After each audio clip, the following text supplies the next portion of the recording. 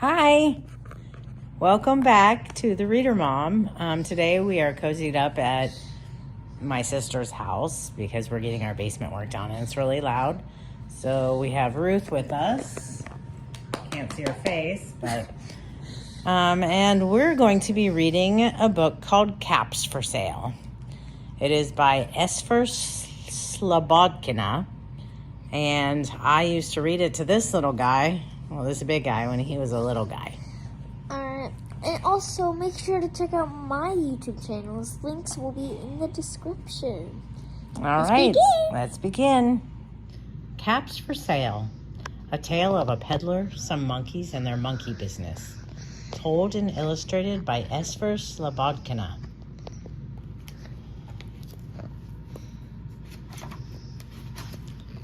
Caps for Sale. Once there was a peddler who sold caps, but he was not like an ordinary peddler carrying his wares on his back. He carried them on top of his head. First he had his own checked cap, then a bunch of gray caps, then a bunch of brown caps, then a bunch of blue caps, and on the very top, a bunch of red caps.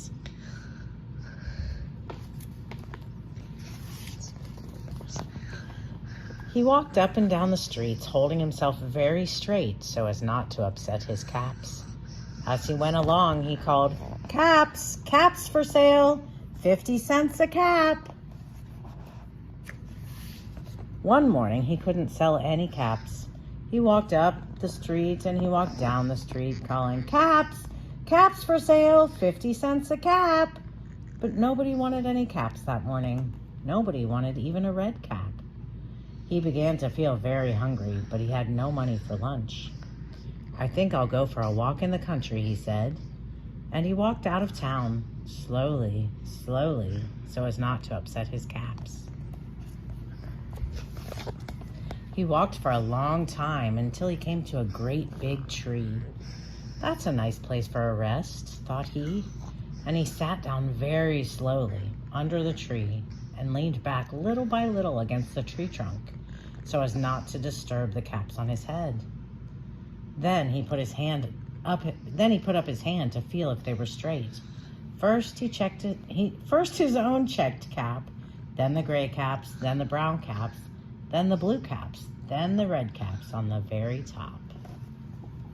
That's a tall tower of caps, isn't it? Very tall.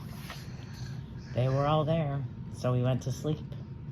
He slept for a long time. What a happy-looking sun.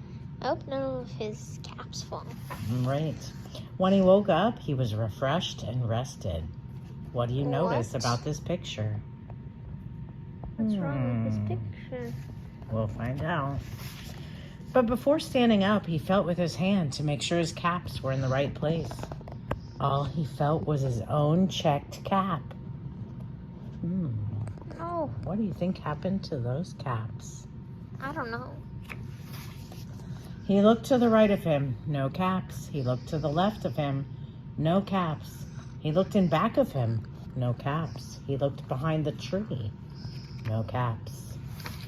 Did someone steal them? I don't know. Then he looked up into the tree, and what do you think he saw?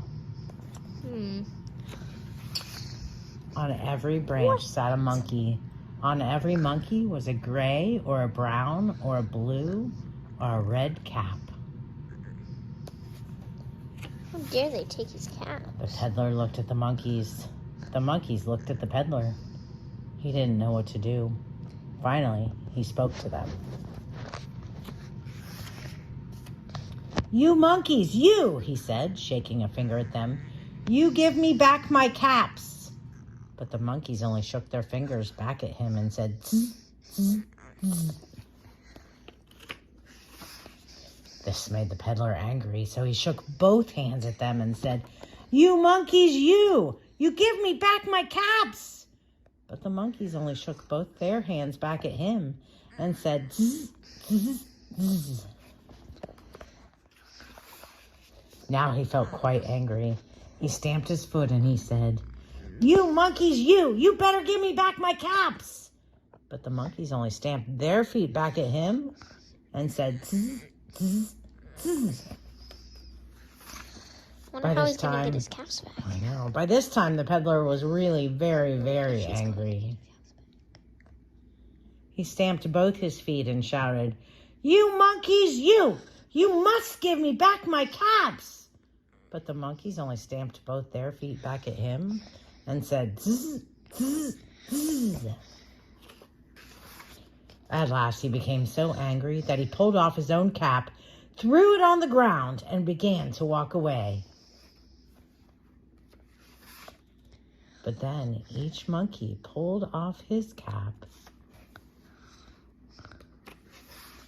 and all the gray caps, and all the brown caps, and all the blue caps, and all the red caps came flying down out of the tree.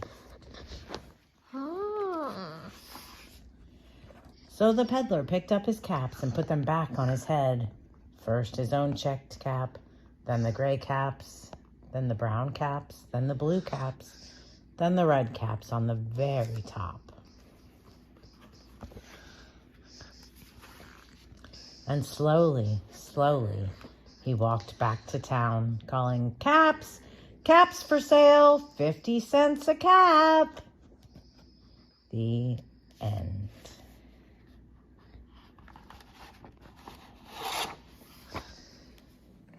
So what'd you think?